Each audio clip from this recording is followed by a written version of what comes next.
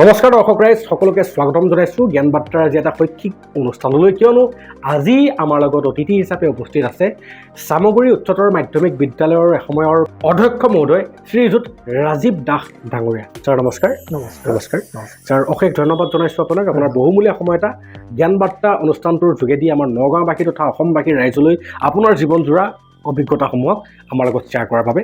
Sir মই সকলো ধন্যবাদ থাকিল। হয় হয় হয় ছাৰ, মই জানিবলৈ পৰা মতেদি আপুনি কেৱল শিক্ষকতাৰ বৃত্তিৰ লগতেই নহয়, আপুনি নগাঁও ডিষ্ট্ৰিক্টৰ সাহিত্য সভাই হওক বা এসময়ত আছুৱে হওক, মানে এজন প্ৰতিবাদী ব্যক্তি হিচাপেও আপুনি পৰিচিত। গতিকে ছাৰ, আপোনাৰ যিহেতু জীৱনজোৰা অভিজ্ঞতাৰে পৰিপুষ্ট হৈ বৰ্তমান এজন অৱসৰপ্ৰাপ্ত শিক্ষক, 60ৰো অধিক আপোনাৰ বয়স হৈছে, এতিয়া মই জানিব বিচাৰোঁ প্ৰথম কথাটো যে বৰ্তমান আজি এই মুহূৰ্তত মই আপোনাৰ সন্মুখত বহি থকা অৱস্থাত জীৱনৰ প্ৰকৃত পৰিভাষাটোক আপুনি কি হিচাপে পাইছে? জীৱনৰ পৰিভাষা বুলি ক'লে সাধাৰণতে আমাৰ আত্মসন্তুষ্টি আহিব লাগে। ছাৰ হয়, আত্মসন্তুষ্টি থাকিব লাগে। হয় হয়, এই ক্ষেত্ৰত ভগৱানক ধন্যবাদ দিম, ঘৰখনক ধন্যবাদ দিম। হয়, পঢ়াই শুনাই ডাঙৰ দীঘল কৰি হয়, সৎভাৱে আজিলৈকে নিজৰ বুকৰ হাত দি ক'ব পাৰিম যে যথেষ্ট সৎ হৈ আছোঁ আজিলৈকে। হয় হয়, সুনাগৰিক হৈ থাকিবলৈ যত্ন কৰিছোঁ, আছোঁ, যিমান পাৰোঁ চেষ্টা কৰিছোঁ। হয় ছাৰ, থাকি সমাজৰ হকে কাম কৰিবলৈ চেষ্টা কৰিছোঁ। কিমান সফল হৈছোঁ বিফল হৈছোঁ ৰাইজে ক'ব সেইটো। হয়, শিক্ষকতাৰ নিচিনা এটা বৃত্তিত জড়িত হৈ থাকি অগণন লাখৰ ঘৰত ছাত্ৰ ছাত্ৰী হ'ব, হয় হয়, চকু বজাইছোঁ, জ্ঞানৰ পোহৰ বিলাইছোঁ তেওঁলোকক। নিৰ্দিষ্ট জেগাত সেইসকল ছাত্ৰ ছাত্ৰীক দেখা পাইছোঁ আজিৰ দিনত। গতিকে তাৰ জৰিয়তে মই ভাবোঁ যে জীৱনটো আজিৰ ডেটলৈকে সফল হৈছোঁ বুলিয়ে মই ভাবোঁ। তাৰ ভিতৰতো কিছুমান থাকিবই যে আৰু প্ৰচুৰ আশা আকাংক্ষা থাকে, গতিকে সেইসমূহ হয়তো আজিৰ ডেটত সম্পূৰ্ণ হোৱা নাই। আৰু বাকী দিনখিনিত ঈশ্বৰে যদি সুস্বাস্থ্যৰে ৰাখে, সহায় সহযোগ পাওঁ, নিশ্চয় কৰিবলৈ চেষ্টা কৰিম সেইখিনি। খুব ধুনীয়া ছাৰ। আৰু এটা বহুতেই ইম্পৰ্টেণ্ট কথা ক'লে, আত্মসন্তুষ্টি। দৰ্শক ৰাইজ, বহুতেই ডাঙৰ কথা। আপুনি আছুৰ প্ৰতি আকৃষ্ট হওঁতে যিটো মানসিকতাৰ আকৃষ্ট হৈছিলে আৰু আজি বৰ্তমানৰ প্ৰেক্ষাপটত আছুৰ যিখিনি কৰ্মৰাজি চলি আছে, তাত কিবা ভেদাভেদ পৰিলক্ষণ কৰেনে আপুনি? বৰ বিশেষ মই পাৰ্থক্য মোৰ চকুত পৰিলক্ষিত নহয়। হয় হয়, তেতিয়াৰ আমি কৰা আছোঁ আৰু এতিয়া কৰা আছোঁ মাজত বৰ বিশেষ এটা মই পাৰ্থক্য মই দেখা নাই। প্ৰায় গতানুগতিক এটা গতিতেই গৈ থকা যেন লাগে। হয়, আমাৰ দল সংগঠনসমূহে বিভিন্ন ধৰণৰ প্ৰতিবাদী কাৰ্যসূচী কৰা দেখা যায়, কিন্তু সেই প্ৰতিবাদ কৰাৰ মানে যিটো ফলপ্ৰসূতা হ'ব লাগে, সেই ফলপ্ৰসূতা আজিলৈকে আমি দেখা পোৱা নাই বুলি ক'লেও বেয়া নহয়। গতিকে আপোনাৰ জীৱনজোৰা অভিজ্ঞতাৰে আপুনি এই দলসমূহৰ নিজৰ প্ৰতিবাদীয়ে হওক বা নিজৰ কাৰ্যসূচীসমূহক সুৰূপায়ণ কৰাৰ ক্ষেত্ৰত ক'ত ক'ত আসোঁৱাহ আছে বুলি আপুনি অনুভৱ কৰে? চাওক, প্ৰতিবাদ কৰা, গণতান্ত্ৰিক দেশত প্ৰতিবাদ কৰাৰ সকলোৰে অধিকাৰ আছে। সেই ক্ষেত্ৰত মই প্ৰাক্তন এজন আছু কৰ্মী হিচাপেও কওঁ যে আছুও যথেষ্ট এই ক্ষেত্ৰত চৰকাৰৰ লগত প্ৰতিবাদত যুঁজ-বাগৰ হৈছে, লিপ্ত হৈছে। প্ৰত্যেকটো কথাতে যিটো কথাই যিটো অসমৰ স্বাৰ্থৰ বিপৰীতে যাব বিচাৰিছে তাত মাত মাতিছে।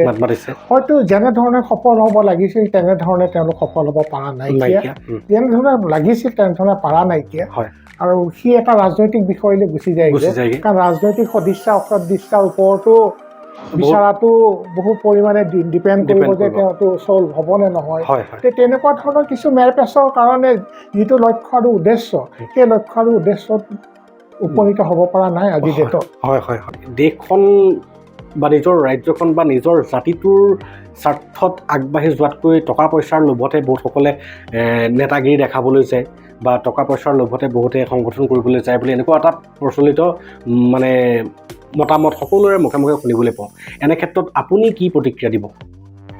মই সেইটো একেবাৰে হয় বুলি নকওঁ, কাৰণ সকলোৱে সেইটো এংগলতেই নাহে। কাৰণ বেছিভাগে সৰহ সংখ্যকে, গৰিষ্ঠ সংখ্যকে এটা কিবা এটা কৰিম বুলি ওলাই আহে। সময়ত গৈ পেলাই হয়তো কোনোবাই কৰিব পাৰিছে, কিছু পৰিমাণে হ'লেও সমাজত অৱদান আগবঢ়াইছে, কোনোবাই হয়তো পৰা নাই। কিন্তু প্ৰত্যেকৰে তেনেকুৱা ধৰণৰ মনোবৃত্তি এটা লৈ পেলাই যে সংগঠনবোৰলৈ আহে, সেইটো মই একে মুখে ক'ব নোৱাৰোঁ। খুব ধুনীয়া। এইখিনিতে ছাৰ বুজি পোৱা যায় যে বেয়া আছে যদিও ভাল আছে, আৰু ভাল আছে কাৰণে বেয়াসমূহে বেয়া কামসমূহ মুক্ত কণ্ঠে মুক্ত কৰিব নোৱাৰে।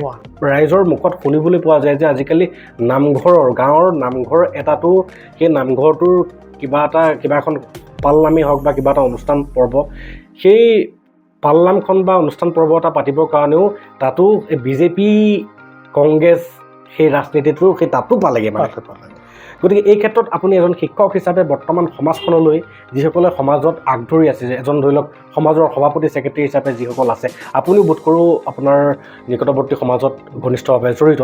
গতিকে এনেকুৱা এটা মনোবৃত্তিয়ে আমাৰ বিশেষকৈ আমাৰ গাঁৱৰ যিখন মৌলিক যিটো প্লেচ য'ত ভক্তিৰে সকলো সমৰ্পিত হয়, সেই সমৰ্পিত হোৱা সেই পবিত্ৰ জেগাখনক যাতে কলুষিত নকৰে, তাৰ বাবে আপোনাৰ মতামতটো কেনেকুৱা ধৰণে দিব?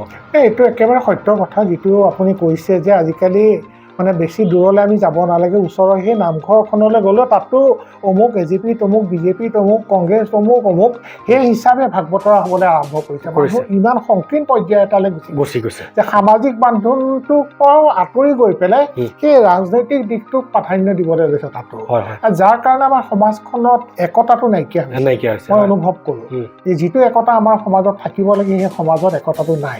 তাৰ উপৰি আমাৰ মাজত আৰু এটা সমস্যা হৈছে, বিশেষকৈ আমাৰ মানে অসমীয়া মানুহখিনিৰ কথাই কৈছোঁ, যে বিভিন্ন ধৰণৰ আমাৰ পন্থা, প্ৰত্যেকৰে একোটা পন্থাৰ নিচিনা, ঘৰে ঘৰে একোটা পন্থা, খেল ইমানটা, অমুক ঘৰে ইমানটা খেল, তমুক ঘৰে ইমানটা খেল, তাৰ ফলত অমুকৰ ঘৰলে তমুক নাযায়, তমুকৰ ঘৰলে তমুক নাযায়, তেওঁলোকৰ হ'লে আমি নাচাওঁ, আমাৰ হ'লে তেওঁলোকে, এনেকুৱা ধৰণৰ হোৱাৰ কাৰণে আমাৰ অনৈক্যৰ মাজত যিটো ঐক্য থাকিব লাগিছিল সেই সম্পূৰ্ণৰূপে বিধ্বস্ত হোৱা পৰিলক্ষিত হৈছে।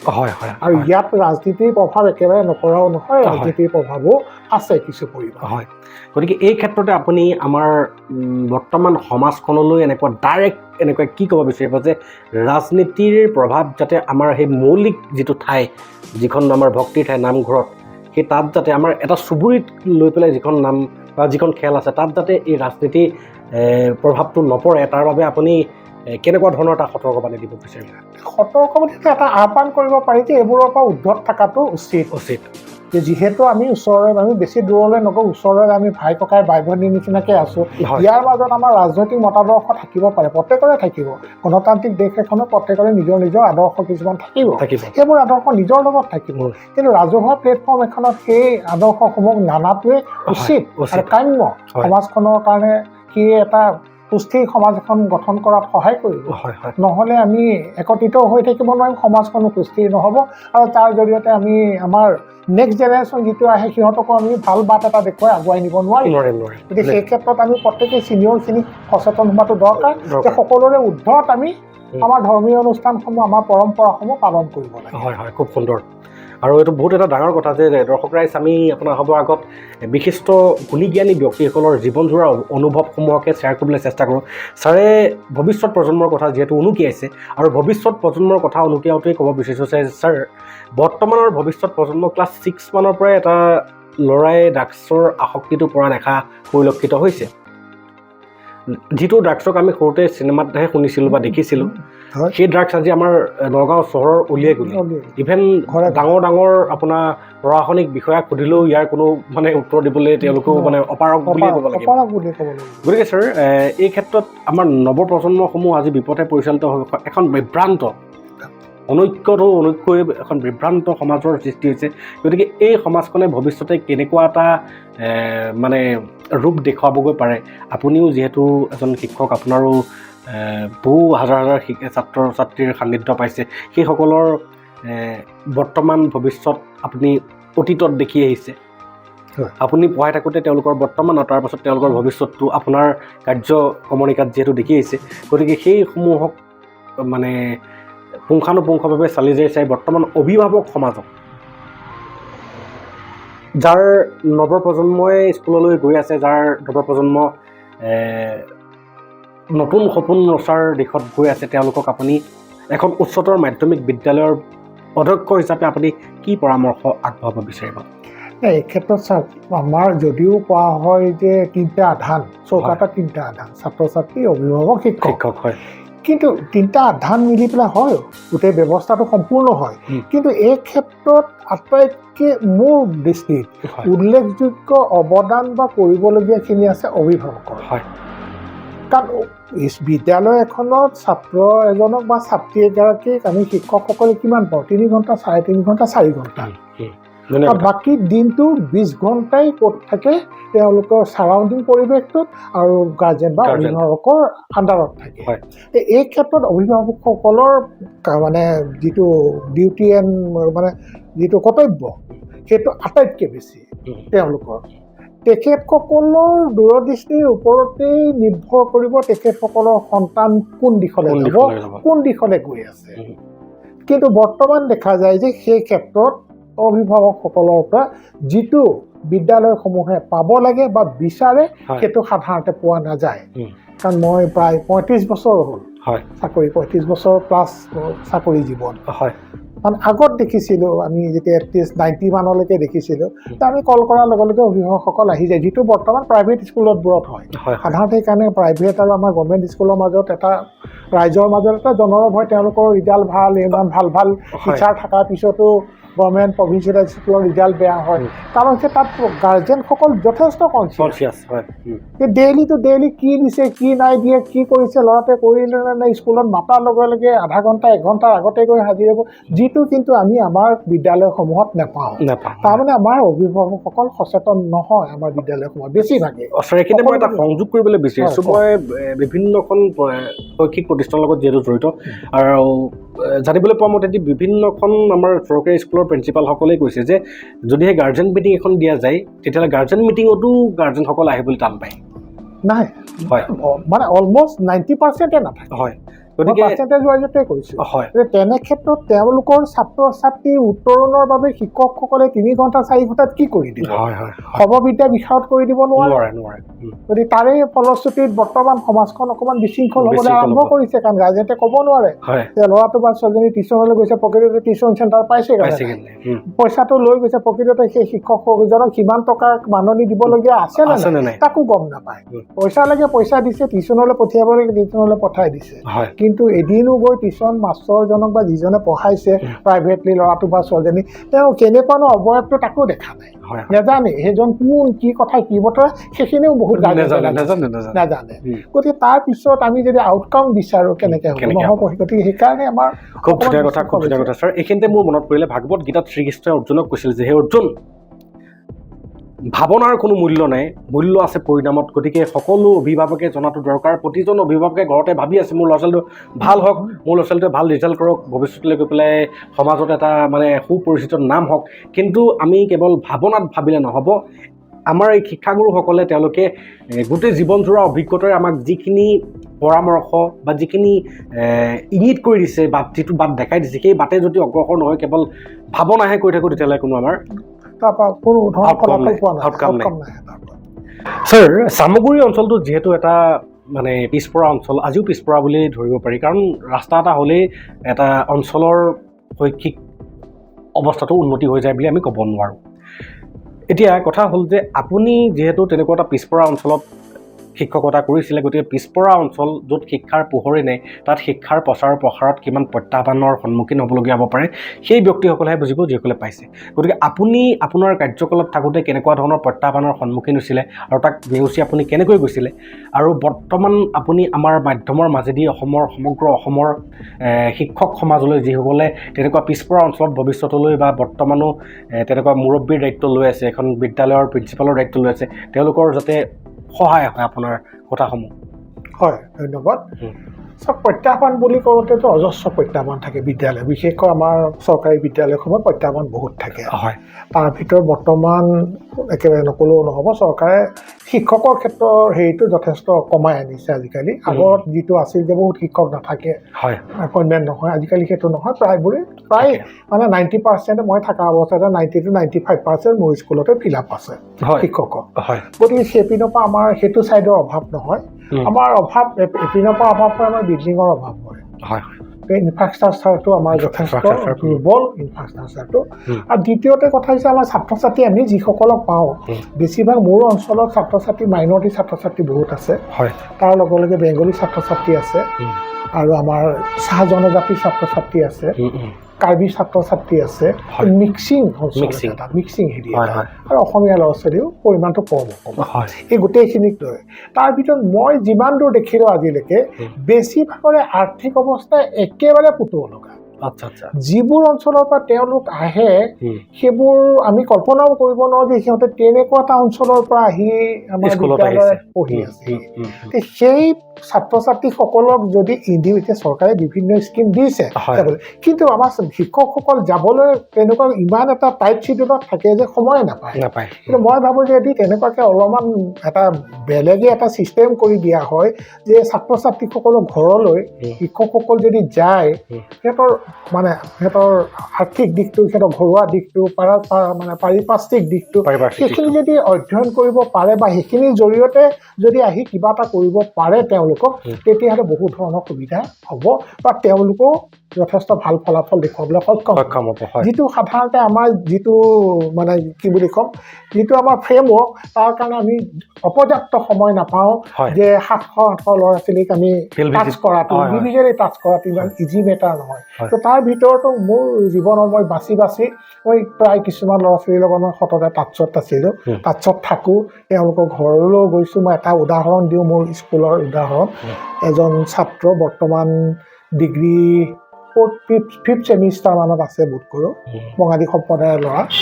স্কুললৈ প্ৰায় ঠাণ্ডা মাণ্ডা ল'ৰাটো ভাল, ক্লাছত ভাল তাৰ, কিন্তু যথেষ্ট ক্ষতি কৰে বিদ্যালয়ত। সেই ক্ষতি কৰিলে আমাৰ চকুত পৰে। গতিকে আমাৰ গোটেই শিক্ষকসকলে তাক টাৰ্গেট কৰে যেতিয়াই আহে এসপ্তাহ 10 দিনৰ মূৰত। হয়। খং কৰে, গালি খপনি পাৰে তাক, কিয় অহা নাই বুলি। হ'ল তেনেকৈ আছে। তাৰপিছত আমি টেষ্টৰ আগে আগে আমাৰ স্কুলৰ সেইটো এটা বৈশিষ্ট্য আছে যে আমি ঘৰে ঘৰে যাওঁ যিমানখিনিলৈকে পাৰোঁ। হয়। সিহঁতৰ যিটো যোনপিনে গাঁও সিহঁতৰ অঞ্চলটোতো আমাৰ এদিন ভিজিটৰ হেৰি হ'ল। হয়। তাৰপৰা মই মোৰ লগত আৰু 3গৰাকী শিক্ষয়িত্ৰী গৈছিলে, ছিনিয়ৰ শিক্ষয়িত্ৰী। আমি গৈ তেওঁলোকৰ ঘৰতো তেওঁলোকৰ ঘৰ দেখি আমি হতভম্ব, আটাইকেইটাৰে চকু দি আমাৰ চকু পালি হয় হয় এই ল'ৰাটোক আমিতো কম মনোকষ্ট দি থকা নাই, মানসিক অশান্তি কৰা নাই আমি খং কৰি স্কুল নাহাৰ কাৰণে। হয় এনেকুৱা এটা চিটুৱেশ্যন। হয় তাৰ পিছৰ পৰা মই পাৰ্চনেলি তাক আৰ্থিকভাৱে হওক মৰেলিয়ে হওক তাক ছাপৰ্ট কৰি বৰ্তমান তাক ডিগ্ৰী 5th ইয়াৰ পঢ়াইছিলোঁ। হয় হয় তেনেকৈ যদি অকণমান টাচিং কৰিব পাৰে বা ছ'চাইটিৰ পৰাও যদি তেনেকুৱা গ্ৰুপ এটা ওলাই এনেকুৱা ধৰণৰ কৰে তেতিয়াহ'লে আমাৰ ব্যৱস্থাটো বা এই যিটো বিশৃংখল হৈছে বিশৃংখলটোৰ পৰা কিছু পৰিমাণে হ'লেও হাত সাৰিব বুলি মই অন্ততঃ ভাবোঁ। খুব ধুনীয়া ছাৰ, এইটো এটা মানে নোটেবল এটা পৰামৰ্শ। আৰু এইখিনিতে ছাৰ মই এটা কথা ভালকৈ জানো যে কলেজ পৰ্যায়ত মই বহুসকল কলেজৰ প্ৰিন্সিপালৰ লগত আমাৰ মজিয়াতে আলোচনা কৰাত গম পালোঁ যে কলেজবিলাকৰ এখন এডপ্টেড ভিলেজ এখন থাকে, যিখন ভিলেজৰ অভাৰঅল গোটেই দায়িত্বটো মানে কলেজখনে লয়। আৰু সেই গাঁওখনৰ মানে অভাৰঅল ডেভেলপমেণ্টটো কেনেকুৱাকৈ কৰিব এখন কলেজৰ দায়িত্বত থাকে। গতিকে কলেজ লেভেলতে নহয়, আচলতে কলেজ লেভেলতকৈ এই মানে ক্ষেত্ৰখন আমাৰ স্কুল পৰ্যায়ত দিলে বেছি ফলপ্ৰসূ। তলৰ পৰা তেনেকুৱা ধৰণৰ ছিষ্টেম এটা কৰিব লাগে। আৰু এই ক্ষেত্ৰত আমাৰ সমাজৰ ব্যক্তিসকলকো জড়িত কৰিব লাগে। তেওঁলোককো, যিহেতু আমাৰ প্ৰত্যেকখন বিদ্যালয়ত, মই মহাবিদ্যালয়ৰ কথা নকওঁ, যিহেতু বিদ্যালয়ত আমাৰ বিদ্যালয় পৰিচালনা উন্নয়ন সমিতি এখন থাকে, তাৰ আণ্ডাৰত এখন কমিটি থাকে। তেওঁলোককো কিছু দায়িত্ব দি পেলাই যদি তেওঁলোকে সমাজৰ আৰু কিছু লোক লৈ এনেকুৱা ধৰণৰ কাৰ্যখিনি কৰি অলপ এটা অঞ্চল ঘূৰিলেই মোটামুটি গম পোৱা যায় যে এই অঞ্চলত কিমানজন ছাত্ৰ ছাত্ৰী আৰ্থিকভাৱে এইটো হৈ আছে বা এইটো সমস্যাৰ সন্মুখীন হৈ আছে। তেনেকৈ আনি পেলাই যদি দৃষ্টিগোচৰ কৰি কিছু পৰিমাণেও যদি শতকৰা 20% যদি তাক সিহঁতক হেল্প কৰিব পৰা যায়, তাৰ জৰিয়তে সিহঁতে হয়তো বিপথে পৰিচালিত হোৱাৰ পৰা সাৰিব। খুব সুন্দৰ ছাৰ পৰামৰ্শ। আৰু আশা কৰোঁ আমাৰ দৰ্শক ৰাইজ আপোনাসৱে এই কথাসমূহক যদি ৰিলেট কৰিব পাৰে তেতিয়াহ'লে আপোনাসৱেও নিজৰ গাঁওখনৰ ডেভেলপমেণ্টৰ কাৰণে নিজৰ স্কুলখনৰ নিকটৱৰ্তী হাইস্কুলখনৰ কমিটিখন বা প্ৰিন্সিপাল ছাৰৰ লগত বা শিক্ষকসকলৰ লগত আলোচনা বিলোচনা কৰি পেলাই নিজৰ ববীয়াকৈ হ'লেও এনেকুৱা এটা ছিষ্টেম ডেভেলপ কৰিব পাৰে। আপুনি যিখিনি কথা ক'লে যে কিছুমান ষ্টুডেণ্ট আছে যাৰ ঘৰুৱা পৰিৱেশ একেবাৰে বেয়া, সেই পৰিৱেশটোৰ পৰা সি নাহাৰ কাৰণে তাক গালি দি পেলাই পিছত নিজেও বেয়া লাগিছে যে কিয়। আজি তেনে ক্ষেত্ৰত আমাৰ মানে অসম চৰকাৰক ধন্যবাদ জনাওঁ যে আজি চাইকেলৰ ব্যৱস্থা কৰিছে আৰু মধ্যাহ্ন ভোজনৰ ব্যৱস্থা কৰিছে। গতিকে যিখিনি প্ৰশংসনীয় সেইখিনি প্ৰশংসা কৰিবই লাগিব। নিযুত মইনা আঁচনি দিছে বা এতিয়া নতুনকৈ বাবু আঁচনি এটা ল'ৰাখিনিৰ কাৰণেও এটা দিছে। মিনিমাম সকাহ এটা দিবলৈ যত্ন কৰিছে, সকলোবোৰ ফ্ৰী কৰিছে। এডমিশ্যন যিমানখিনি আছে, যিমানখিনি পাৰে চৰকাৰেও চেষ্টা কৰিছে, যিমান পাৰে উন্নত কৰিবলৈ গোটেই ব্যৱস্থা। একজেক্টলি ছাৰ, মই এই কথাটোতে এতিয়া উন্নত কৰিবলৈ চৰকাৰে আওপুৰুষাৰ্থ প্ৰচেষ্টাৰে অগ্ৰসৰ হ'লেও আমাৰ আউটকাম যিটো আপুনি আউটকামৰ কথা কৈছে সেই আউটকামটো কিন্তু আমি সেই মানদণ্ডৰ পোৱা নাই হয় ছাৰ আজি আমি দেখা পাওঁ যে প্ৰতিখন স্কুলতে মানে ইনফ্ৰাষ্ট্ৰাকচাৰ ইমানেই ধুনীয়া হৈছে কিন্তু সেই শ্ৰেণীকোঠাটোত এটা একদম পূৰা আট্টালিকাৰ দৰে বনাই দিয়া শ্ৰেণীকোঠাটোত যদি শিক্ষকজনে প্ৰকৃত মূল্যবোধৰ শিক্ষাই নিদিয়ে তেতিয়াহ'লে ডাঙৰ ডাঙৰ ইনফ্ৰাষ্ট্ৰাকচাৰৰ কোনো কাম নাই গতিকে আপুনি ছাৰ মই শুনিবলৈ পাইছিলোঁ যে শিক্ষক জন্ম হয় শিক্ষক তৈয়াৰী নহয় কিন্তু আজিকালি শিক্ষক তৈয়াৰী কৰা হয় গতিকে এই ক্ষেত্ৰত ছাৰ আপুনি যেতিয়া প্ৰিন্সিপাল অৱস্থাত আছিলে আপোনাৰ যিসকল কলিগ আছিলে যিখন আপোনাৰ ইউনিটি আছিলে তেওঁলোকৰ শিক্ষকতাৰ ওপৰত আপোনাৰ ডেডিকেশ্যনটো কেনেকুৱা ধৰণে পাইছিলে বা আপোনাৰ এনেকুৱা এজন ব্যক্তিলে মনত পৰে নেকি সেই তেখেতক আপুনি এজন প্ৰকৃত শিক্ষক বুলি কেতিয়াও পাহৰি নাযায় শিক্ষক মই আপুনি আগতে কৈছে যে শিক্ষক জন্ম হয় শিক্ষক সৃষ্টি নহয় গতিকে তেনেকুৱা ধৰণৰ কথা প্ৰত্যেকেই এটা এটা হেৰিলৈ আহে নিজস্ব প্ৰত্যেকৰে মতাদৰ্শ থাকে নিজস্ব এটা ভাৱ থাকে ভংগীমা থাকে প্ৰত্যেকেই চেষ্টা কৰে যে ভাল কৰিম বুলি পেলাই তাৰ ভিতৰতো 19-20 থাকিবই গতিকে একে সকলোকে আপুনি 100% বুলি ক'ব নোৱাৰে কোনোবা 90 কোনোবা 95 কোনোবা 99লৈকেও যাব পাৰে পাৰ্চেণ্টেজ ৱাইজ কিন্তু সকলো ধৰক সমান নহয় আৰু এই ক্ষেত্ৰত বিদ্যালয় এখন পৰিচালনা কৰা কিছু প্ৰত্যাহ্বান আছে নাথাকা বুলি মই নকওঁ আছে প্ৰত্যেকখন বিদ্যালয় বা প্ৰত্যেকখন শিক্ষানুষ্ঠানতে সেই প্ৰত্যাহ্বান থাকিবই যে সকলোকে সমানে আপুনি নাপায় বা সকলোকে সমানে আপুনি ব্যৱহাৰ কৰিবও নোৱাৰে তাৰ মাজতো কিছু সংখ্যক থাকিব আঁতৰি পৰা বা ফালৰি কাটি পৰা তেনেকুৱা বিদ্ৰোহীও থাকিব গতিকে একেবাৰে নাই বুলি আপুনি কৈ দিব নোৱাৰে আৰু তেনে ক্ষেত্ৰত তাৰ উপৰিও ধৰক বাকী মানে হৈছে কি আজিকালি মই বৰ্তমান চিটুৱেশ্যনটোৰ কথা কৈছোঁ ইমানেই অৰ্ডাৰ ইমান এক্টিভিটিজ যে শিক্ষকসকলেও বা অধ্যক্ষজনেও একাডেমিক ছেকশ্যনত চকু দিবলৈ সময় নাপায় আজি ইটো কালি সিটো আৰু লাগ বুলিলে আজিৰ ভিতৰতে ৰিপৰ্ট লাগে এক্সেলত লাগে অমুকত লাগে ইমিডিয়েট ফাইল লাগে লাগিবই ফটো লাগে GPS লাগে এইটো এক্টিভিটিজ সেইটো এক্টিভিটিজ শিক্ষকসকলক ইমানেই ব্যস্ত হৈ থাকিবলগীয়া হয় যে য'ত 100% যে আজি মই স্কুললৈ গৈছোঁ মই একদম পূৰা ফ্ৰেছ হৈ গৈছোঁ মই আজি অকল একে সুন্দৰভাৱে শিক্ষাদানে কৰিম কিন্তু গৈ পাই আপুনি পাবগৈ যে অৰ্ডাৰ এটা আহিছে ইমিডিয়েট যে আজি 12টাৰ ভিতৰত অমুক ৰিপৰ্টখিনি লাগে অমুক এক্টিভিটিজখিনি কৰি গতিকে স্কুল আপুনি থওক ক্লাছ থওক এক্টিভিটিজত লাগি যাব সেইটো এটা সমস্যা হৈছে আজিকালি এক্টিভিটিজ বহুত দিয়া হৈছে মই পাৰ্চনেলি দেখাই দিয়ে এই ক্ষেত্ৰতে মানে এটা কথা যে সোণৰ থালিখনত মোক খাবলৈ দিছে হয় কিন্তু মোক খাবলৈ দিয়া বস্তুখিনি যদি পুষ্টিয়ে নাথাকে তেতিয়াহ'লে কোনো কাম নাই ঠিক তেনেকৈ অকল ইনফ্ৰাষ্ট্ৰাকচাৰ ভাল হ'লেই নহ'ব প্ৰকৃত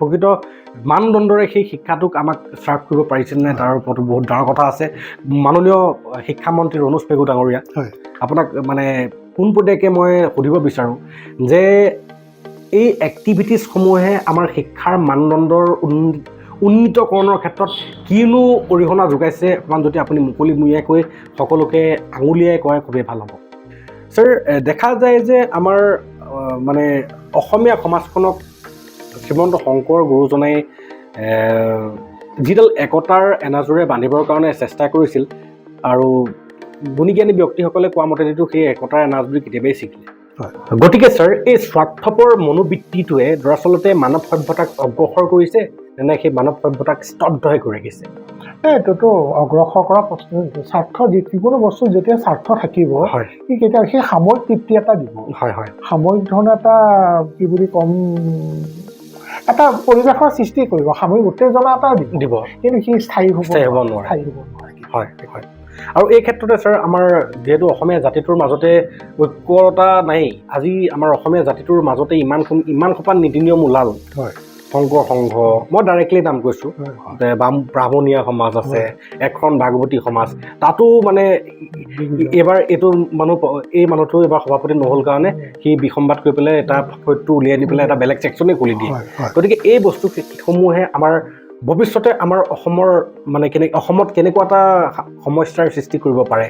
এইটো হেৰি হ'ব মানে প্ৰত্যেক ঘৰ মানুহে নিজা নিজা মতত চলিব তেনেকুৱা হ'ব গৈ আচ্ছা আচ্ছা, এতিয়াও হৈছে অলৰেডি? এতিয়া হৈছে, তেতিয়া আৰু বেছি বাঢ়ি যাব। হয় হয়। আমি প্ৰথম যেতিয়া আমি সৰু হৈ আছিলোঁ তেতিয়া আমি যিটো দেখা নাছিলোঁ এতিয়া আমি দেখিবলৈ আৰম্ভ কৰিছোঁ। হয় হয়। এতিয়া প্ৰত্যেকতে 2খন খেল 3খন খেল 4খন খেল আছে। হয়। তাৰ পৰা গৈ সেই 10-12খন খেল হ'ব মানুহখিনিৰ মাজত, সেই একতাটো দিনে দিনে আৰু নাইকিয়া হৈ যাব। হয় ছাৰ, একজেক্টলি। চবেই নিজৰ নিজৰ বাউণ্ডেৰীৰ ভিতৰতে থাকিবলৈ ল'ব, ওচৰৰ আশে পাশে থকা মানুহৰ লগত কোনো সংস্পৰ্শ নাথাকিব। হয় ছাৰ, এই কথাটো মই সোধাৰ মূল কাৰণটো এইটোৱে যে এটা সময় আছিল আমিও সৰুতে আমাক যদি কেতিয়াবা আমাৰ ককাই দেউহঁতে দাদাহঁতে যদি কিবা এটা ভুলত কিবা এটা যদি পিটিছিলে বা ঘৰলৈ লৈ আনি পেলাই যদি কৈছিলে বা শিক্ষকসকলে, তেতিয়া আমাৰ মা দেউতাই কৈছিলে যে ইয়াৰ চকু নুফুটাবি আৰু হাৰ নাভাঙিবি, তাৰ বাদে শাসন কৰিবি।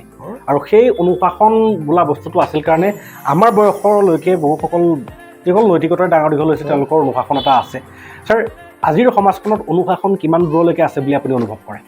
নাই, অনুশাসন মানে কি হৈছে, আপুনি যিটো কথা কৈছে এতিয়া যে আগৰ দিনৰ আগত সেইকাৰণে কোৱা হৈছে চেকনিৰ আগত বিদ্যা, আৰু সেইটো থকালৈকে বিদ্যাটো কিছু পৰিমাণে আজিৰ ডেটতকৈ ঠিকে আছে, নিয়ন্ত্ৰণত আছিলে। আপুনি ভালকে বিশ্লেষণ কৰিলে নিশ্চয়। কাৰণ মই যেতিয়া প্ৰথম অৱস্থাত মই চৰকাৰী আৱাহন হাইস্কুলৰ মই সহকাৰী শিক্ষক আছিলোঁ 10 বছৰ, মই তাত কৰিছোঁ।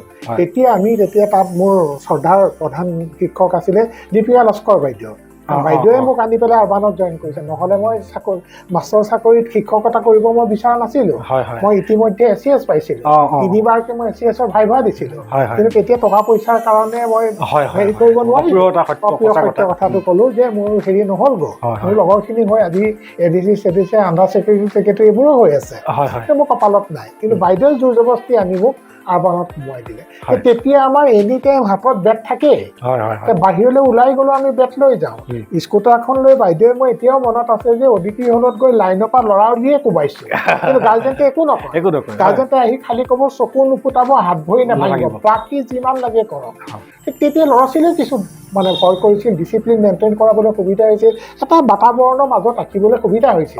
কিন্তু আজিকালি সেই ভয়টো নাই, হু কেয়াৰ, মোকতো একোৱে কৰিব নোৱাৰে, ইভেন মোক ফেইলো কৰাই দিব নোৱাৰে, চব অল এলাউ কৰাব লাগিব আল্টিমেটলি, নম্বৰ দি হ'লেও পাছ কৰাই দিব লাগিব। আজিলৈকে এনেকুৱা এখন স্কুলৰ নাম হয়তো মই নগাঁও ডিষ্ট্ৰিক্টত মন নাপায় য'ত ৰিমেডিয়েল ক্লাছ হৈছে, আৰু সকলোৱে জানে যে ৰিমেডিয়েল ক্লাছ জাষ্টেই এটা মানে আপোনাৰ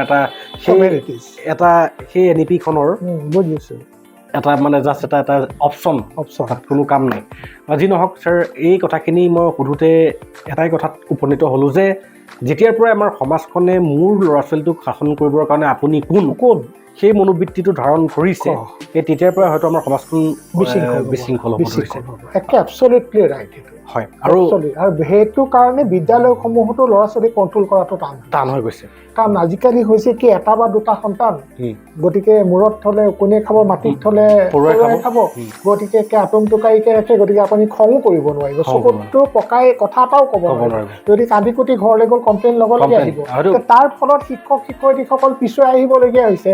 তেতিয়া মোৰনো আল্টিমেটলি কি দৰকাৰ, এইখিনি কৰি মই ভাল কৰিব লাগিব, মই যদি ককৰ্থনা খাব লাগে সমাজৰ পৰা, অভিভাৱকৰ পৰা, তাতকৈ বেটাৰ মোৰ কামটো মই ক্লাছৱৰ্কটো মই কৰিম, বাকী মই যোনে যি কৰোঁ কৰি থাকে। নিজৰ চৰকাৰে যিখিনি ৰুল ৰেগুলেশ্যন দিছে সেইখিনিৰ মাজতে আবদ্ধ থাকি তাতকৈ বাহিৰলৈ যাব নিবিচাৰে। কিন্তু আগতে আমি বাহিৰলৈ গৈছিলোঁ। এইখিনিতে মই সমগ্ৰ অসমবাসীৰ ৰাইজ তথা আপোনাক মই ছাৰ আপোনাৰ এটা অভিমত মই ল'ব বিচাৰিছোঁ যে ছাৰ, আমাৰ আজিলৈকে যিমানখিনি শিক্ষানীতি ওলাল, RT 2009 হওক, NEP 2020 ৰিচেণ্টলি, এতিয়া এই বস্তুখিনি ইমপ্লিমেণ্টেশ্যনটো কিমান দূৰলৈকে হৈছে আপুনি জানে? 2009ত যিখন RT ইমপ্লিমেণ্ট হৈছিলে, সেই RTখনেই গোটেই শিক্ষা ব্যৱস্থাটো ধ্বংস কৰিলে বুলি বৰ্তমান বহুসকল শিক্ষাবিদে মত প্ৰকাশ কৰে। তেতিয়াই আপোনালোকৰ হাতত এডাল মানে হেণ্ডকাপ লগাই দিয়া নিচিনা হৈছিলে, যিডাল ছিঙিবলৈ কাৰণে ভয় কৰে, আৰু অভিভাৱকসকলেও তাত বহুতেই এটা মানে বেয়া ৰোল এটা প্লে কৰিলে যে মোৰ ল'ৰা ছোৱালীটোক পিটিলে সেই শিক্ষকজনৰ এগেইনষ্টত গৈ পেলাই আমি পুলিচ কমপ্লেইনো কৰিব পৰা হৈ গ'লোঁ। এইবিলাক আমাৰ সমাজৰ কাৰণে একোটা বেয়া আদৰ্শ বুলি আপুনি ভাবে নেকি? ডেফিনেটলি মই এইটো মোৰ একে আশাতে মই ক'ব গ'লে যে তেনেকুৱা হ'ব নালাগে, কাৰণ হেৰিটো বিদ্যালয়খনৰ পৰিচালনা কৰা দায়িত্ব শিক্ষক শিক্ষয়িত্ৰী অধ্যক্ষসকল মিলি হয়, তেওঁলোকৰ কিছু স্বাধীনতা থাকিব লাগে, কাৰণ তেওঁলোকে মানে ষ্টুডেণ্ট ছাত্ৰ ছাত্ৰীসকলক সন্তানৰ দৰে ব্যৱহাৰ কৰে। হয় হয় কাৰণ মোৰ সন্তানটোক মই যেনেকৈ ব্যৱহাৰ কৰিম মই সিহঁতকো তেনেকুৱা কৰিম। সিহঁতৰ বেয়া কথা লৈ বেয়া ভাৱ লৈ পেলাই কোনো শিক্ষকে সিহঁতক কোনো ধৰণৰ কথা নকয়। হয় তেনে ক্ষেত্ৰত তেনেকুৱা ধৰণৰ আইনে স্বাভাৱিকতে নিশ্চয় নিশ্চয় কিছু হ'লেও প্ৰভাৱ পেলাইছে। হয় খুব সুন্দৰ ছাৰ। এইখিনিলৈকে মই আপোনাৰ বৰ্তমান জীৱনৰ অভিজ্ঞতাসমূহক সঞ্চয় কৰিবৰ কাৰণে চেষ্টা কৰিলোঁ ছাৰ। আপুনি ইতিমধ্যে ক'লে আপুনি ACS পাইছিলে। মই এই কথাখিনি জানিব বিচাৰোঁ যে আপোনাৰ শিক্ষকৰ প্ৰতি সৰুৰে পৰা আপোনাৰ মনোবৃত্তিটো কেনেকুৱা আছিলে? শিক্ষক বুলি ক'লে আপুনি কেনেকুৱা ধৰণৰ এটা প্ৰতিক্ৰিয়া বা কেনেকুৱা ধৰণৰ শ্ৰদ্ধা ভক্তিৰ আপোনাৰ মনত উদয় হয়? সেই উদয় হোৱা মানে ভাৱনাটোক বৰ্তমান সমাজখনে বুজি পাওক বা নাপাওক আপুনি জনাব নেকি আমাক? নাই চাওক, আমি মানে মানসত আমাৰ মানে মানস পথত শিক্ষক বুলি ক'লে একদম আদৰণীয় ব্যক্তি এজন, খুব সৎ ব্যক্তি এজন, সুচৰিত্ৰৰ ব্যক্তি এজন, মানে যাক আমি যদি মই আমাক আঁতৰি ক'বলৈ বিচাৰোঁ তেতিয়াহ'লে ক'ব লাগিব যে আমি ভগৱানৰ সাহিত্য তেনেকুৱা পূজনীয় এজন ব্যক্তি শিক্ষক বোলা শব্দটো। আমাৰ ভিতৰতো তেনেকুৱা শ্ৰদ্ধাই শিক্ষকসকলৰ প্ৰতি এতিয়াও। মই এতিয়াও মই দৰ্শন হাই ছেকেণ্ডেৰীত পঢ়িছিলোঁ 9 আৰু 10ত। তাৰ যিসকল মানে আছে আজি অলপ বছৰ আগলৈকে মই অহা যোৱা কৰোঁতে যিসকল মোক পঢ়োৱা শিক্ষক আছে এতিয়াও মই তেওঁলোকৰ আগত নবহোঁ এই বয়সতো। তাৰপিছত ক'লে জোৰ জবজ কৰে নাই হ'ব দিয়ে হ'ল আৰু এতিয়া, তথাপি ইতস্ততা সেই ভাৱটো আমাৰ এতিয়াও আছে। গতিকে তেনেকুৱা ধৰণৰ এটা স্থান শিক্ষকসকলক আমি দি ৰাখিছিলোঁ। আচলতে ছাৰ এই কথাখিনিৰ পৰা মই এইকাৰণে সুধিলোঁ ছাৰ, আমি ইতিহাসলৈ যদি চাওঁ শিক্ষকতাৰ বৃত্তিটোক কিমান এটা উচ্চ মৰ্যাদা দিয়া হৈছিলে একলব্যৰ জীৱন কাহিনীটোলৈ চালেই হ'ল, যে গুৰুক ইমানেই ভক্তি কৰিছিল যে নিজৰ আঙুলি কাটি পেলাই উৎসৰ্গা কৰিছিলে গুৰু দক্ষিণা হিচাপে। ছাৰ এইখিনিতে মই এই কথাখিনি সোধাৰ মূল কাৰণটো এইটো যে আজিৰ ডেটত আমি দেখিবলৈ পাওঁ আজিকালি বহুত ষ্টুডেণ্টে মানে শিক্ষকে আমুকহে মানে এনেকুৱা এটা আজিকালি ষ্টুডেণ্টৰ লগত যদি আপুনি কথা বতৰা পাতে সিহঁতৰ ভাইবটোৱে বেলেগ, সিহঁতৰ মানে আপোনাৰ লেংগুৱেজে বেলেগ। আৰে আমুকটো এই আল্ট্ৰা প্ৰ' মেক্স মানুহক তেনেকৈ সিহঁতে মানে ছিগনিফাই কৰে।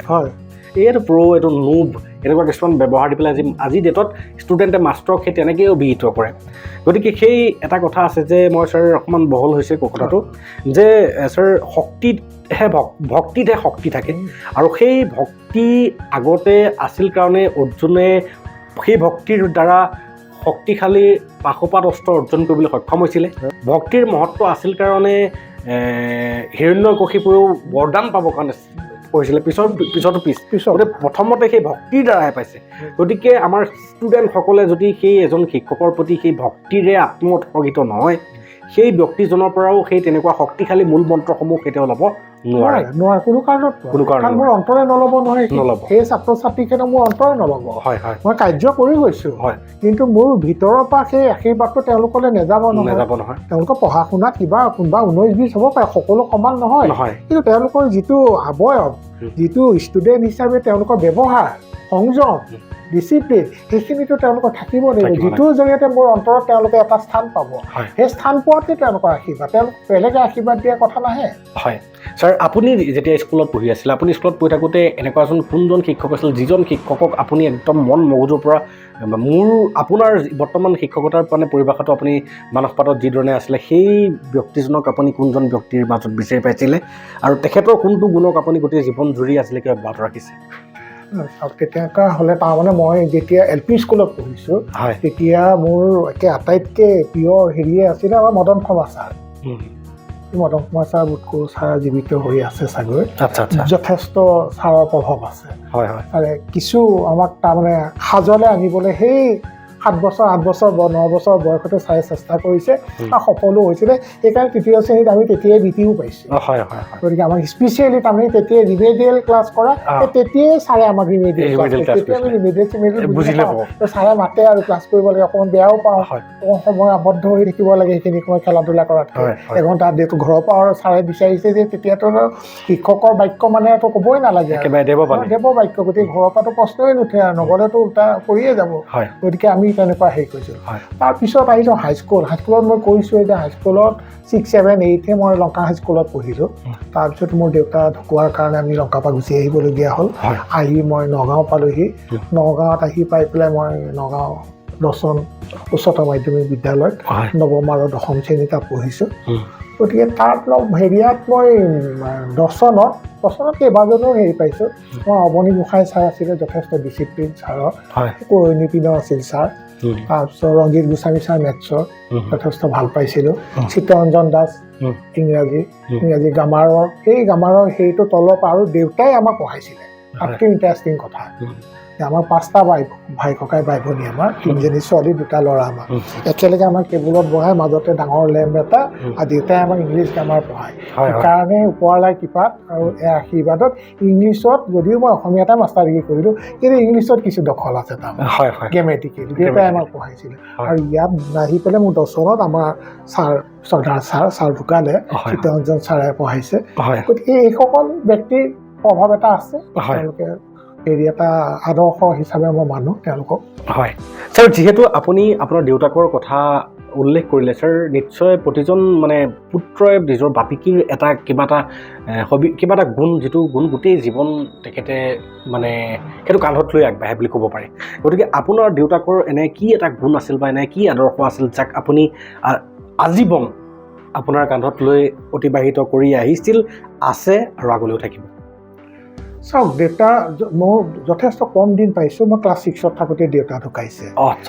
যথেষ্ট মই সৰু তেতিয়া তথাপিও সেইখিনি দিনৰ ভিতৰত মই যিখিনি দেখিছোঁ যথেষ্ট স্পষ্টবাদী আছিল আৰু সৎ আছিল যথেষ্ট সততা আছিলে সৎ আছিলে তেখেত আৰু স্পষ্টবাদী আছিল কোনোবাই ভাল বেয়া পোৱা কথা নাইকিয়া বেয়াটো বেয়া ক'বই আৰু গুৰুসকলৰ প্ৰতি ডাঙৰসকলৰ প্ৰতি ছিনিয়ৰসকলৰ প্ৰতি যথেষ্ট সন্মান আছিল তেখেতৰ যিসকল গুৰু সেই ক্ষেত্ৰতে মই কথা এটা ক'ব বিচাৰিছোঁ দেউতা নগাঁও চৰকাৰী বালক বিদ্যালয়ত পঢ়িছিলে গতিকে খেলাত যথেষ্ট ভাল দেউতা গতিকে ভাল সূত্ৰে তেতিয়া দিনত খেলাত ভাল মানেতো ক'বই নালাগে চাকৰি একদম সহজ কথা আৰু ফুটবল যথেষ্ট ভাল খেলিছে ষ্টেটো খেলিছে ডিষ্ট্ৰিক্টো খেলিছে আৰু তেতিয়া ফুটবলৰ একেবাৰে মূল সূতাজন আছিল নগাঁৱৰ নুৰুল আমিন দেৱ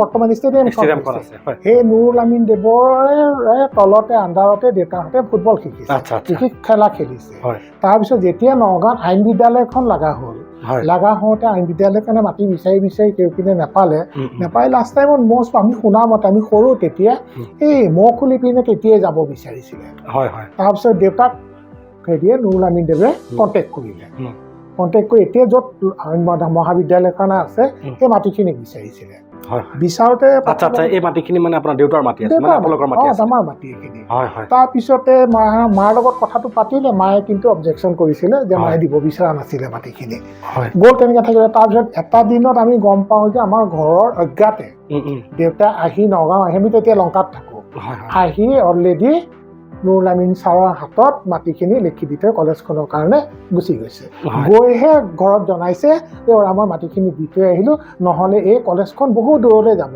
এই গোটেই অঞ্চলৰ ল'ৰা ছোৱালীখিনি পঢ়িবলৈ যথেষ্ট কষ্ট হ'ব সেইকাৰণে আৰু তাতে মোৰ ছাৰে বিচাৰিছে গতিকে মোৰটোতো ল'ৰা দুটাৰ কাৰণে মোৰ যিকণ মাটি আছে যথেষ্ট আছে সিহঁতেতো নিজৰ ভৰিত থিয় হ'বগৈ ভৱিষ্যতে খাব আৰু যিকণ আছে দুটাৰ কাৰণে এইখিনি মাটি নহ'লেও মোৰ কোনো অসুবিধা নহয় গতিকে শিক্ষা অনুষ্ঠান তুমি খং নকৰিবা অনুষ্ঠান এটা হ'ব ইমান ভাল অনুষ্ঠান এটা বিদ্যাৰ পোহৰ দিব গোটেই অঞ্চলটো চাৰাউণ্ডিং অঞ্চলৰ ল'ৰা ছোৱালী পঢ়িবলৈ আহিব টাউনৰ মাজমজিয়াতে গতিকে মই দি দিলোঁ তেনেকুৱা ধৰণৰ গতিকে তেনেকুৱা এটা হেৰি হয়তো আমাৰো তেজত আছে সেই বস্তু আছে হয়তো সেইকাৰণে মই বহু ধৰণৰ অনুষ্ঠানৰ লগত জড়িত হৈছোঁ কিন্তু মই আঁতৰি আহিবলগীয়া হৈছে স্পষ্টবাদী কাৰণ প্ৰিন্সিপল মই ব্ৰেক নকৰা কাৰণ সেইটো হয়তো দেউতাৰ পৰা আহিছে আৰু মা আছিল আমাৰ আকৌ অধ্যয়নবাদী যথেষ্ট অধ্যয়ন পুষ্ট আছিল মা আৰু যথেষ্ট ষ্ট্ৰিক্ট আমাৰ মা আমি যিটো অঞ্চলত বৰ্তমান থাকোঁ অকণমান হুলস্থুলীয়া অঞ্চল গতিকে আমাক 6টা বজাতে গেটত আমি 6টাৰ ভিতৰত আমি সোমাবই লাগিব ঘৰত নচলিব আৰু মই কিতাপ পঢ়াত অকণমান বেয়া বাহিৰা কিতাপ পঢ়াত মই খোলাখুলিকৈ কৈছোঁ আৰু মই বাহিৰা কিতাপ পঢ়াত অকণমান অনীহা এটা মানে খুব বেছি হেৰি নহয় মায়ে কি কৰে জানে মোৰ স্বভাৱটো সেইকাৰণে মায়ে কিতাপবোৰ পঢ়ি ভাজ কৰি পেজবোৰ থৈ যায় ইম্পৰ্টেণ্ট বস্তু থকা পেজখিনি শুনা তইতো গোটেইখিনি নপঢ়িবি তই অমুক কিতাপখনৰ অমুক ভাজ কৰি থৈছোঁ এইখিনি তই পঢ়িলোঁ তেনেকৈ কৰি আমাক পঢ়াইছে নৱকলুত আমি বঙালী হেৰি এখন নহয় মান্থলি হেৰি প্ৰতিনিধি পাৰ্টি তেনেকুৱা টাইপৰ আমাৰ ঘৰত ৰেগুলাৰ মায়ে গোটেই ৰাতিটো পঢ়ে আৰু পঢ়িয়ে তাৰ পৰা ভাজ দি থৈ দিব ইম্পৰ্টেণ্ট হেৰিখিনি থৈ পেলাই মোৰ টেবুলত সেইখিনি থৈ দিয়ে, তেনেকৈ আমাক অধ্যয়ন কৰে। হয় হয় মানে দেউতা সৰুতে ঢুকোৱাৰ কাৰণে মায়ে যথেষ্ট অৱদান আছে আৰু যথেষ্ট মানে কষ্টৰে আমাক ডাঙৰ দীঘল কৰিছে। ক'ৰবাত জানোচা শ্লিপ হ'ব, ক'ৰবাত জানোচা বেয়া হ'ব পাৰে, টাউনত আহিছে সৰু ঠাইৰ পৰা, গতিকে আৱৰি সামৰি আমাক ৰাখিছে। আপুনি যদি ক'তো মিলিব পৰা নাই তেতিয়াহ'লে আপুনি স্পষ্টবাদী। আপুনি যদিহে ক'তো বহুত দিন একেটা পজিশ্যনতে থাকিব পৰা নাই, জানিব যে আপুনি সততাৰে আছে। কাৰণ আজিৰ সমাজখনত সততা, নৈতিকতা, স্পষ্টবাদিতা এই সকলোবিলাক ভাল ভাল গুণ নাশ কৰিহে যিকোনো এটা ক্ষেত্ৰত গৈ পেলাই দীৰ্ঘদিন কাৰ্যকাল কৰিব পাৰে। এইটো জল পট কথা। আৰু ডাইৰেক্টলি কৈছোঁ, যিসকল তেনেকুৱা পদত আছে সেই ব্যক্তিসকলেও মানে সততা, নৈতিকতা নথকা ব্যক্তিসকলেই আছে। আপোনাৰ শিক্ষাগুৰু তথা আপোনাৰ মা দেউতা এওঁলোকৰ ঋণসমূহক গুৰু দক্ষিণা হিচাপে বা পুত্ৰ দক্ষিণা হিচাপে, পুত্ৰ ভক্তি দক্ষিণা হিচাপে এনেকুৱা কিবা এটা কাম কৰিছে নেকি যিটো কামে আপোনাক অলপ হ'লেও সন্তোষ প্ৰদান কৰে? নহয়, চাওক, আমি যিমান পাৰোঁ তাৰমানে সাধ্য অনুসৰি চেষ্টা কৰোঁ সমাজলৈ কিছু অৱদান আগবঢ়াবলৈ। হয়। গতিকে সেই ক্ষেত্ৰত তাৰমানে আমাৰ কাষতে যিটো নামঘৰ আছে, সেই নামঘৰটোৰ যিখন সিংহাসন 1935 নে 38 চনৰ, গতিকে জহি হৈ গৈছে। যোৱাত সমাজে হেৰি কৰিলে যিখনটো সলাব লাগে আৰু এইখনৰ কাৰণে অকণমান আৰ্থিকভাৱে অকণমান প্ৰয়োজন সিংহাসনখন সলোৱাটো। আহি কথাটো আমাৰ কাণ পৰিলে, তাৰপৰা আমি ঘৰত মই আৰু বাইদেৱে আলোচনা কৰিলোঁ, কৰি পেলাই বোলো ঠিকে আছে দে, এই মায়ো ঢুকাইছে, এই সিংহাসনখন আমাৰ পৰাই দিওঁ দে, কৰিব হ'ব। তাৰপৰা আমি ৰাইজক মাতি জনালোঁ, জনাই পেলাই বোলো ঠিকে আছে বাৰু, নতুন সিংহাসন ভাগ আমাৰ পিনৰ পৰাই হেৰি কৰি দিম সেইবুলি যোগাযোগ কৰিলোঁ। তেওঁলোকে হেৰি কৰি দিলে। এজন কি শইকীয়া আছিলে তেখেতৰ নাম। এই যিটো এতিয়া আপোনাৰ হেৰি যে আছে, এইটো পুৰণি গুদাম ভীমৰ গাঁৱত এইটো চাৰে বাবাৰ হেৰিটো আছে যে, সেইটোলৈ সোমাই যোৱা কাষৰ ঘৰটো, কণিকৰজন, এই তেখেতে বনাই দিছে। সেইটো আনি পেলাই ইয়াত স্থাপন কৰিলোঁহি। মা দেউতাৰ নামতে আমি উৎসৰ্গা কৰি দিছোঁ। যিহেতু নামঘৰত নাম লেখা নাথাকে, গতিকে নামৰ তাত প্ৰশ্ন নুঠে। আমাকো নাম এড্ৰেছ আমাক দৰকাৰ নাই, আমাৰ অভাৱ এটা আছে, আমি অভাৱটো পূৰ্ণ কৰি দিছোঁ। তাৰপিছত মা ঢুকোৱাৰ পিছত মাৰ একাউণ্টছত পইচা অলপ আছিল। মাৰ পইচাকেইটাতো আমি খামনে আৰু, গতিকে সেইকেইটাও বোলো ৰাইজৰ কাৰণে আগবঢ়াওঁ। সৰ্থেবাৰীত অৰ্ডাৰ দি 25,000 নে 26,000 টকা পৰিছে, এমাউণ্টটো ঠিক মনত নাই। ডাঙৰ বানবটা এখন ৰাইজলৈ আমি আগবঢ়াইছোঁ। আৰু তাৰপিছত যিটো ইয়াত মণিকূটটো নতুনকৈ বনোৱা হ'ল, সেই মণিকূটটো বনোৱাত আৰ্থিকভাৱে সহায় কৰাৰ উপৰিও মণিকূটটোৰ ওপৰত যিটো কলচী আছে, সেইটো মাৰ পেঞ্চনৰ পইচা দি পেলাই তাত দি দিছোঁ। এতিয়া মাৰ পেঞ্চনৰ পইচাকেইটা অন্ততঃ তাতে হেৰি হৈ থাকক। ইয়াৰ উপৰিও যদি যেনেকৈ পাৰোঁ সহায় কৰিবলৈ যত্ন কৰোঁ। শেহতীয়াকৈ মই বিদ্যালয়ত প্ৰায় 4 লাখ টকাৰে, মোৰ নিজস্ব টকাৰে মই এটা বিদ্যালয়, 2টা বিল্ডিঙৰ মাজত এটা ডাঙৰ বিশাল মুকলি মঞ্চৰ এভাগ মই তাত নিৰ্মাণ কৰি যোৱা 8 নৱেম্বৰৰ দিনা মই সেইটো অপেনিং কৰাই থৈ আহিছোঁ। মোৰ মা আৰু দেউতাৰ নামত, বিচিং দাস আৰু পদুমী দাসৰ নামত উৎসৰ্গা কৰি থৈ আহিছোঁ। তাৰ উপৰিও বিদ্যালয়ৰ সন্মুখত মোৰ শেষৰ দিনাখন, 31 ডিচেম্বৰৰ দিনাখন, জুবিন গাৰ্গৰ এটা প্ৰতিমূৰ্তি মোৰ ককা মহেন্দ্ৰ দাসৰ নামত উৎসৰ্গা কৰি মোৰ মামা শুভ মুদৈৰ জৰিয়তে অপেনিং কৰাই থৈ আহিছোঁ। খুব ধুনীয়া, সুন্দৰ। ছাৰ, বৰ্তমান আপুনি অৱসৰী হৈ এনেকুৱা এটা কি কাম, যিটো কামত নিজকে আত্মনিয়োজিত কৰি দিনটো কটাই পেলাই আপুনি প্ৰথমতে সন্তুষ্টি বোলা শব্দটো যিহেতু কৈছিলে, বৰ্তমান কোনটো কামৰ দ্বাৰা আপুনি সন্তুষ্টি আহৰণ কৰিবলৈ চেষ্টা কৰে? চাওক, যদি সমাজখনৰ কিবা কামত লাগিব পাৰোঁ, সৎকৰ্মত লাগিব পাৰোঁ, সমাজখনৰ কাৰণে কিবা যদি এটা অৱদান আগবঢ়াব পাৰোঁ, তেনেকুৱা ধৰণে পোৱা সন্তুষ্টিটোৱেই লাগে। এনেই সন্তুষ্টি আৰু বিভিন্ন ধৰণৰ সন্তুষ্টি আছে, কিন্তু সেইটো সন্তুষ্টি খন্তেকীয়া। কিন্তু যদি মই কিবা এটা কৰিব পাৰোঁ, তাৰ পৰা কিবা এটা পাওঁ, সেইটোৱে। যদি মই এই অঞ্চলটোৰ ভিতৰত এটা ল'ৰাকো যদি মই শুদ্ধ পথলৈ আনি তাক শুদ্ধকৈ ভালভাৱে ৰাখিব পাৰোঁ, সেইটোৱে মোৰ কাৰণে সন্তুষ্টি। গোটেইখিনি নোৱাৰিব পাৰোঁ, কিন্তু কোনোবা এজনকো যদি পাৰোঁ। ছাৰ, মই এতিয়া আপোনাৰ পৰিভাষাৰে জানিব বিচাৰোঁ যে এখন সুস্থ সমাজ বুলি কাক কোৱা যায়? সুস্থ সমাজখনৰ পৰিভাষাটোক আপোনাৰ মানে পৰিভাষাৰে কেনেকৈ পৰিভাষিত কৰিব? চাওক, যিখন সমাজত মানে সকলো সুখে শান্তিৰে থাকিব পাৰে, মানে কোনো ধৰণৰ বিশৃংখল নোহোৱাকৈ সকলো মিলা প্ৰীতিৰে একত্ৰিত হৈ থাকিব পাৰে, বিভিন্ন ধৰণৰ মতাদৰ্শ থাকিব পাৰে, থাকিব। তাৰ ঊৰ্ধত গৈ পেলাই যদি আমি থাকিব পাৰোঁ হয়। সেইখনেই সুস্থ সমাজ। হয় হয় মতাদৰ্শ আমাৰ প্ৰত্যেকৰে থাকিব, বিভিন্ন মতাদৰ্শ থাকিব, বিভিন্ন নীতি পদ্ধতি থাকিব। তাৰ ওপৰলৈ গৈ আমি যে পৰস্পৰৰ ওচৰ চুবুৰীয়া, আনুষাংগিক মানুহ, ওচৰ চুবুৰীয়া মানুহ, ইজনে সিজনৰ বিপদত ইজনে সিজনৰ চোৱা চিতা কৰা, সেই ধৰণে যদি আমি থাকোঁ তেতিয়াহ'লে এখন সুস্থ সমাজ সৃষ্টি। কিন্তু ছাৰ বৰ্তমান চিনেৰিঅ'ত, বৰ্তমানৰ সামাজিক প্ৰেক্ষাপটত এনেকুৱা এটা পৰিৱেশ হয়তো অসমত বিচাৰি পোৱাটো বিৰল বুলি ক'লেও বেয়া নহয়। আৰু যদিহে বিচাৰি পাওঁ তেতিয়াহ'লে নিজকে ভাগ্যৱান বুলি ক'ব লাগিব। গতিকে ছাৰ আজিৰ সমাজখনে হাঁহনি ধৰা কথা, আদৰ্শ সমাজ বুলি ক'লে আমাক সৰুতে স্কুলত শিক্ষাগুৰুসকলে যি পঢ়াইছিলে, শিক্ষাগুৰুসকলে যেনেকুৱা এটা নৈতিকতা আদৰ্শ এইসমূহ যে পঠাই পেলাই আমাক সমাজলৈ নিক্ষেপ কৰিলে, আৰু আমি সেই নৈতিকতা আৰু আদৰ্শৰে যেতিয়া সমাজত আগবাঢ়ি যাবলৈ চেষ্টা কৰিছোঁ, সমাজত সমাজসেৱক হিচাপে যিসকলে টেগ লৈ আছে সেইসকল দেখোন প্ৰকৃতাৰ্থত সমাজসেৱক নহয় যেতিয়া গৈ দেখা পাইছোঁ। সমাজত যিসকলে শিক্ষিত হিচাপে নিজকে টেগ এটা লৈ থৈছে, দেখা পাইছোঁ যে সেইসকলে ক্ষমতাৰ লোভত মানে সেই টেগটো বেলেগলৈ দিব বিচৰা নাই, আজৰি ৰাখি থৈছে। হয়, আপুনি চাব পাৰে, আপুনি চাব যে সংগীতৰ ক্ষেত্ৰত এনেকুৱা এজন ব্যক্তিক হয়তো আপোনাৰ গাঁও এখনতে এনেকুৱা এজন ব্যক্তিয়ে সংগীতৰ মানে কামসমূহ চোৱা চিতা কৰে, যিজনে সিজনে গান এটাও গাই পোৱা নাই, হয়তো সাহিত্যৰ ক্ষেত্ৰত যাৰ ভাষা অৱদান নাই, সেই সাহিত্যত মানে মেধাৱতা হিচাপে হৈ আছে। গতিকে ছাৰ এই বিভ্ৰান্তিসমূহক মানে এই বিভ্ৰান্তিসমূহৰ এগেইনষ্টত মাত মাতিব পৰাকৈ আমাৰ নৱপ্ৰজন্মসমূহক এনেকুৱা কি শিক্ষা বা এনেকুৱা কি জ্ঞানেৰে আপুনি বিভূষিত কৰিব বিচাৰিব? সেইটো চাওক, নৱপ্ৰজন্মৰ যিটো এতিয়া মতাদৰ্শ, যিটো মানসিক স্থিতি প্ৰত্যেকটো সময়তে বেলেগ বেলেগ। হয়, তেনে ক্ষেত্ৰত এটা লাইনত আগুৱাই আনি এই সকলোৰে হৈ মাত মতাবৰ কাৰণে এখন প্লেটফৰ্মৰ অভাৱ। এটা প্লেটফৰ্ম নাই, যিটো প্লেটফৰ্মত সিহঁতক এনেকুৱা ধৰণে আপুনি তৈয়াৰ কৰিব পাৰিব। তেনেকুৱা নিৰ্দিষ্ট এটা বাৰ্তা দিব নোৱাৰি, আৰু সেই বাৰ্তাটো যাব লাগিব নিজৰ নিজৰ ঘৰৰ পৰাই। নিজৰ নিজৰ ঘৰত নিজৰ নিজৰ অভিভাৱকে তেওঁলোকক সেই ধৰণে সৃষ্টি কৰিব লাগিব, তেতিয়াহে সি সম্ভৱ হ'ব। ছাৰ, বিভিন্নজন ব্যক্তিৰ মুখৰ পৰা শুনিবলৈ পাওঁ আজি বৰ্তমানৰ নৱপ্ৰজন্ম বা বৰ্তমানৰ সমাজখনেই এটা উখল মাখল মানে মানসিক দশাত মানে দুলি আছে, কাৰোৰে স্থায়িত্ব চিন্তা এটা নাই, নহয় জানো ছাৰ? অনুভৱ কৰোঁ কেতিয়াবা।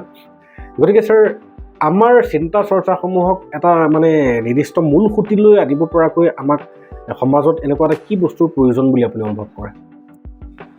তেনেকুৱা এটা মূল সুঁতিলৈ আনিবলৈ কোনোবা এটা অৰ্গেনাইজেশ্যন লাগিব, কোনোবা এটা অৰ্গেনাইজেশ্যন লাগিব, তেনেকুৱা সৎভাৱে আহে। কিন্তু সেই অৰ্গেনাইজেশ্যনটো আহিলেও অৰ্গেনাইজেশ্যন তিষ্ঠি থাকিব পাৰিব নে নোৱাৰে? আমাৰ সমাজে তিষ্ঠাই ৰাখিব নে নাৰাখে, তাৰ ওপৰত এটা প্ৰশ্ন থাকিব নহয়।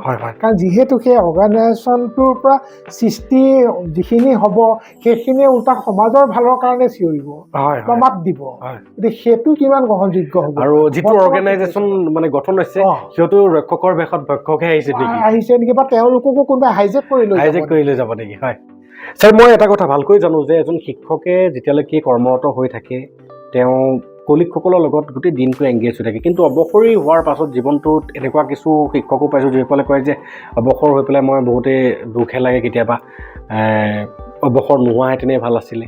কিছুমান এনেকুৱাও ব্যক্তি পাইছোঁ যিসকলে কৈছে অৱসৰ লোৱাৰ পিছতহে শান্তি পাইছোঁ। গতিকে ছাৰ, মই আপোনাৰ ক্ষেত্ৰত জানিব বিচাৰোঁ যে আপুনি অৱসৰী জীৱনটো কি ধৰণে উদযাপন কৰিব বিচাৰিব যাতে আপুনি সদায় সেই মানসিক সন্তোষটো আহৰণ কৰি থাকিবলৈ সক্ষম হয়?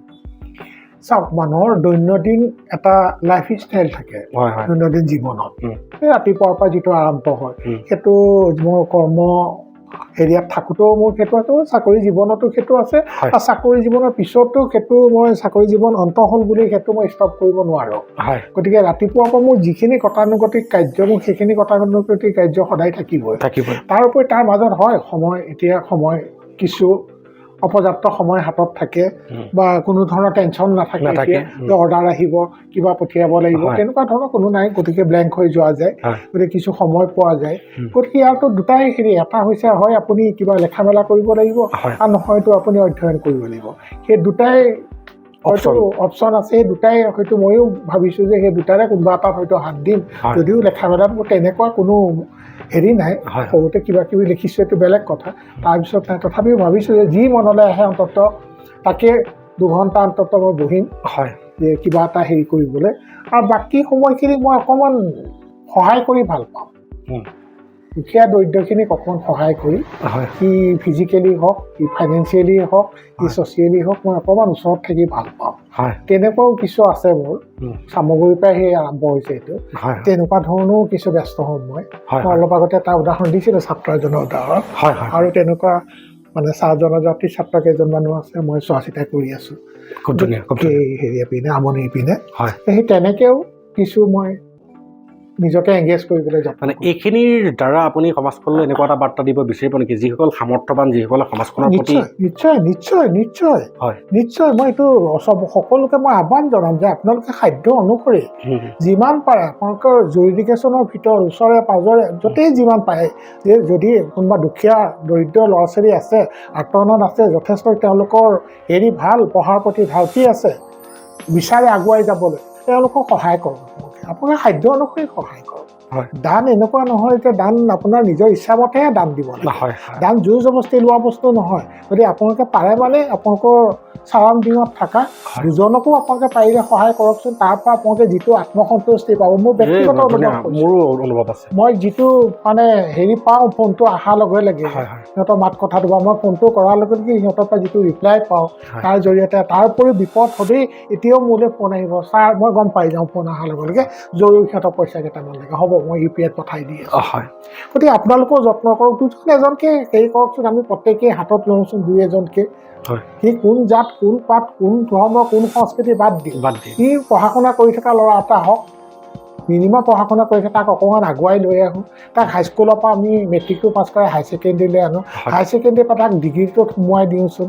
তাৰপিছত সেই সংস্থাপন এটা বিচাৰি ল'ব নিজে নিজে খুব ধুনীয়া আটাইতকৈ মূল্যৱান উপদেশ যে মানে এজন ব্যক্তিক জ্ঞানৰ চাক্ষুষ প্ৰদান কৰাতকৈ আৰু মূল্যৱান কিবা উপহাৰ আছে বুলি নাভাবোঁ গতিকে এজন শিক্ষকে নিশ্চয় শৈক্ষিক দিশটো নিৰ্বাচন কৰিব প্ৰতিজনে একো একোজন শিক্ষক মই ভাবোঁ ছাৰ আজি প্ৰত্যেকটো দিশতে বোলে কাঠৰ মিস্ত্ৰী এটাই কেনেকৈ ৰান্দাটো মাৰিব লাগিব কেনেকৈ গজলটো মাৰিব লাগিব তেখেতক শিকাওঁতেতো এজন শিক্ষক হিচাপে শিকাইছে কাৰোবাৰ পৰা শিকিছে হয় গতিকে প্ৰতিজন ব্যক্তিয়ে চৌপাশৰ প্ৰতিভাৱান ব্যক্তিসকল কাৰ কোনটো দিশত প্ৰতিভা আছে সেই প্ৰতিভাটোক নিৰূপণ কৰি পেলাই সেই দিশত যদিহে একাজলি অৰিহণা আগবঢ়ায় তেন্তে নিশ্চয় সেইটোতকৈ ডাঙৰ পৰম পুণ্যৰ কাম আমি ফলাফল পাবলৈ সক্ষম লাহে লাহে আমি ফলাফলো পাম তাৰ ছাৰ প্ৰতিজন ব্যক্তিৰে জীৱনৰ এটা মটো থাকে যেনেকৈ মহাত্মা গান্ধীৰ সত্য সদায় জয় গতিকে আপোনাৰ জীৱনৰ সেই মূল মন্ত্ৰটো কি আছিলে যিটো মূল মন্ত্ৰৰে আপুনি